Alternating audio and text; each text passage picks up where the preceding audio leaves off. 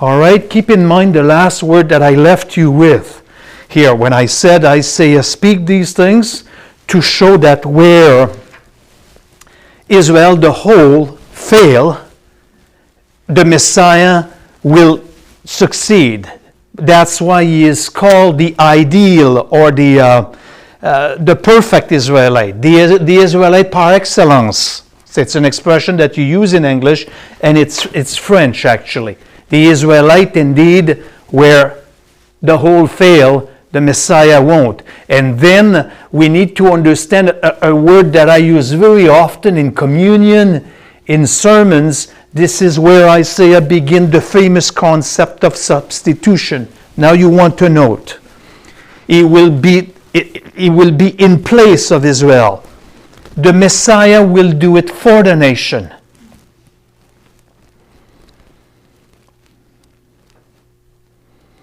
Okay? The Messiah will die for the nation as a substitute. And then Messiah's accomplishments, plural, and Messiah's successes. Successes or successes? How do you say success, plural, Debbie? Successes are going to be applied by imputation to Israel the whole. Where are we, François? I just told you, the far prophecy, the deliverance of Israel. The national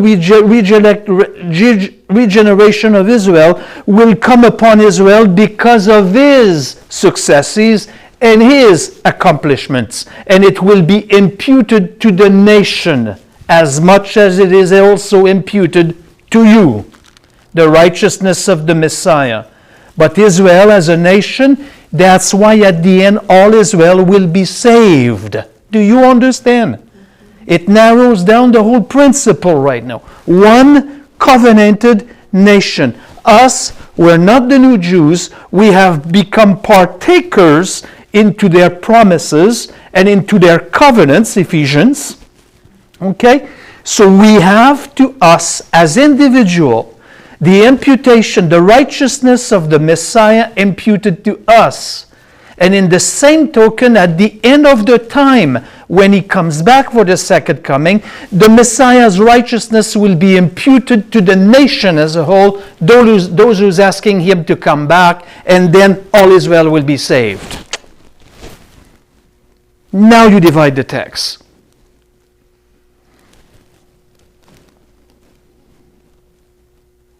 We don't have a clue what we're learning right now. I'm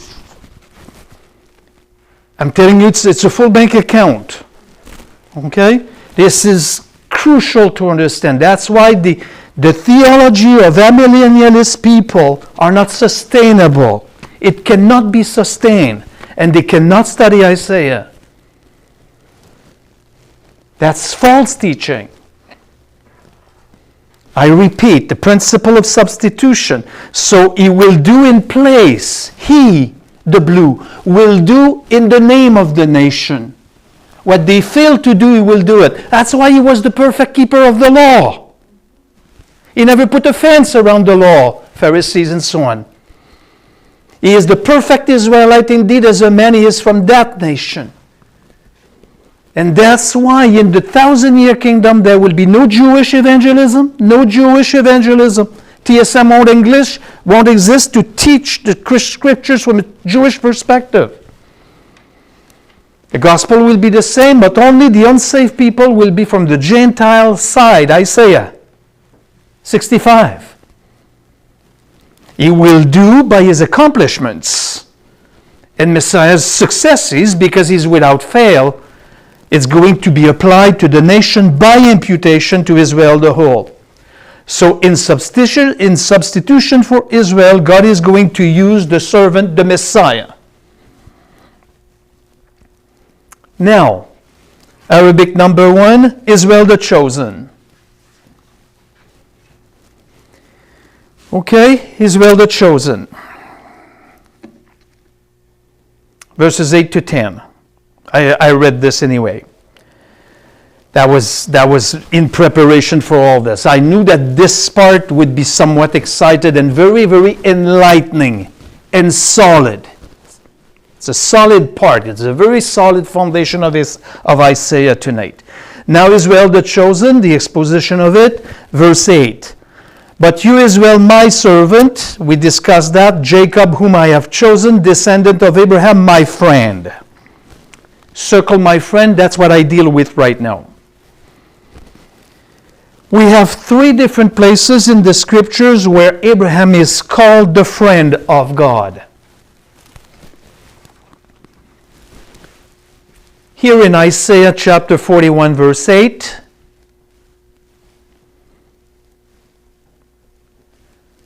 Second Chronicles chapter 22, verse 7.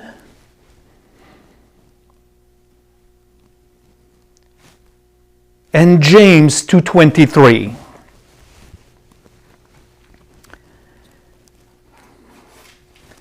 If I ask you a question, don't be embarrassed. And if I ask you, where is the main city or the main place where Abraham lived and where he was buried, the answer is Hebron. Is that what you said, Louis? Hebron. That's it. In Hebron, in Israel. Hebron in Hebrew means friend.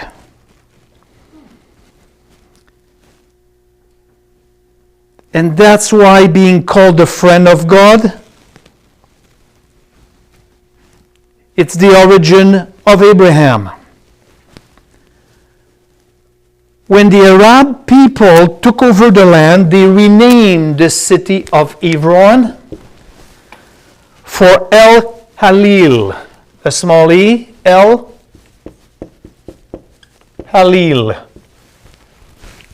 Okay? Which means the friend. They renamed them in Arabic because they are also descendant of Abraham, but they are not the covenantal people. For the Jewish people here, being the friend of God here, it's a national friendship because of descendants. Because to be a Jew, you need to be a direct descendant of Abraham, Isaac, and Jacob, not only Abraham. That is very important for the people. Hebron means the friend.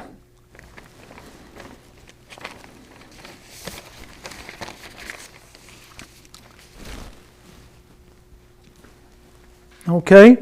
They rename El Halil. That's how you say that. The friend. Hell here doesn't mean God in Arabic. Not Aramaic, but Arabic. Arabic, that's the people of the Palestinian, the Arab people, that's what they speak, Arabic. In verses 8 and 9, I would like you to circle 8 things. Circle in verse 8, my servant. I just want you to circle that. Secondly, circle, I have chosen. Circle, my friend. In verse 9, you whom I have taken from the ends of the earth. Circle, taken from the end of the earth.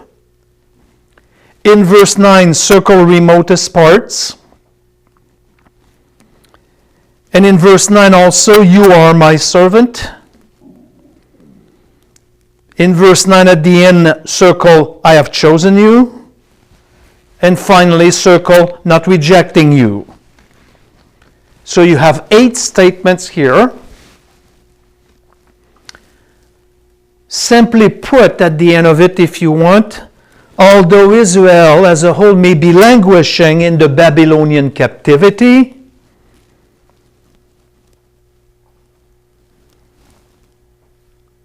although Israel may be languishing in the Babylonian captivity, just before the coming of Cyrus,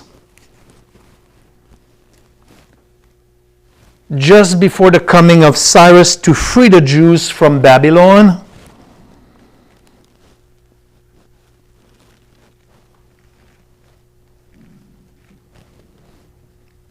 Nevertheless, God makes it to Israel makes it known to Israel even way before the Babylonian captivity. It was a good book to read for Daniel. And that's why in Daniel he says, when I was studying books here, he was probably studying most likely Jeremiah, but also Isaiah. It was given in his time. 150 years before, he said all this, so that was the hope of being redeemed from the Babylonian captivity. It was prophesied. Use it for your own application also. What is prophesied of the church age, and positively, the rapture, the second coming, your glorified body, your eternity, and so on, it's written down and it will come to pass. Not 150 years down the road probably, but it will come to pass. This is your hope right there. By studying these things, that's where you develop your hope. So to Isaiah, it's known that Israel has not been cast away. Israel has not been cast away. It's not a really good sentence for replacement theologians.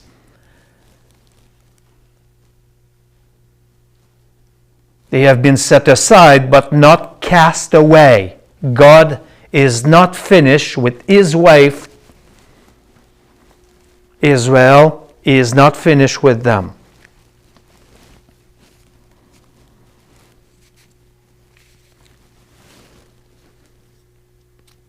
And in verse 10, to finish our evening, shorter evening, I don't need to apologize for this. I knew the extent of the material. Verse 10, do not fear. Do you know what? I'm going to tell you a story right now. Not a bad story. Don't edit this. When I was a month old in the faith, I was owning a motorcycle, not a Harley, but an wannabe, and a huge Suzuki Intruder, all modified as a Harley. And I was very new in the faith, and I was having a sleeveless jeans jacket with Isaiah 41:10 written in the back. At that time, don't ask me if I was understanding the passage in the context. I was applying that to me. But now it makes such a difference. I was having a vest, a biker's vest, with in my back it was written Isaiah like this, 41:10. I was minus 27 years ago of being 61 years of age. So it goes like this. Do not fear, because I am with you. Do not anxiously look about you, for I am your God. I will strengthen you. Surely I will help you, help you. Surely I will uphold you with my righteous right hand. That's the application. In light of the fact that God has chosen Israel, Israel has a very special position with God. Israel has a very special position with God because they are descendants of the friend of God.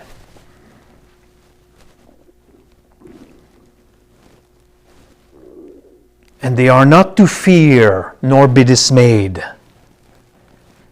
They are not to fear nor be dismayed, and you are not to fear nor be dismayed. Why? Because I am your God, François. I have been grafted in. I'm not the descendant of Abraham, but now I apply that to me to make a sermonette to you. I've been grafted in, contrary to nature. So Frank, relax. Do not fear. I'm with you. Do not anxiously look about you, because I am your God. Then you circle, I will strengthen you. Give you the power that you need to do what you do. And give you the power juice to wait until you have to wait. I will help you. Circle that. God will assist them. God will assist them. How? When they will be in Bozrah and Petra. You are right in plain in the midst of the desert. Have you been there in the summertime? It's terribly hot. Some people faint on the way because it's too hot. He will provide for them miraculously. I will assist you. I will help you. And in Bozrah will be the place where the remnant of Israel will be calling him to come back. I will empower you. That's contextual right now. And I will uphold you. God will sustain them. So God will sustain them. Let's go back 100 years ago now, in the time of the Holocaust. Almost 100 years ago. Was Hitler capable of getting rid of the purple? That's exactly what he wished to do. But there is always this. Because the nation cannot die. So I will sustain you. I will uphold you. Yes, I know in the Holocaust that you've been there for a ride. And I know that in the Holocaust to come, the GT, the Great Tribulation, 2/3 of the Jewish nation will die. However, I will sustain you. All these three blessings of empowerment, assistance, support are going to come with the right hand of God's righteousness.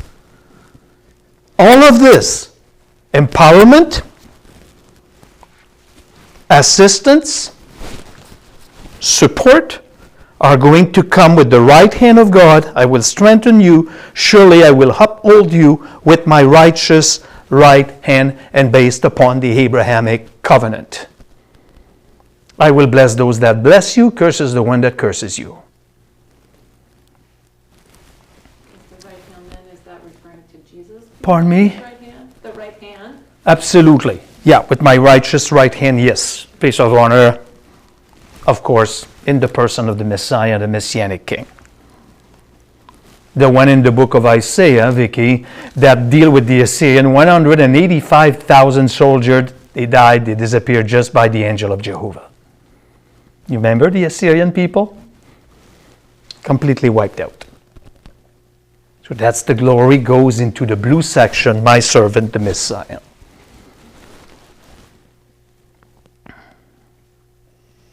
So next week, right there, what we have done until 10. I'm not finishing 41.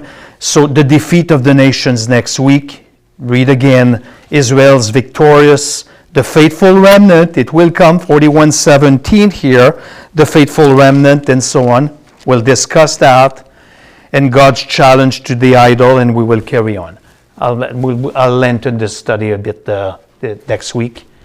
So it's going to be kind of fair for those who have been missing for reasons that are valid and so on. All right, so it's getting brighter, and so it's going to get encouraging with the time and so on. So let me just shut that down for now.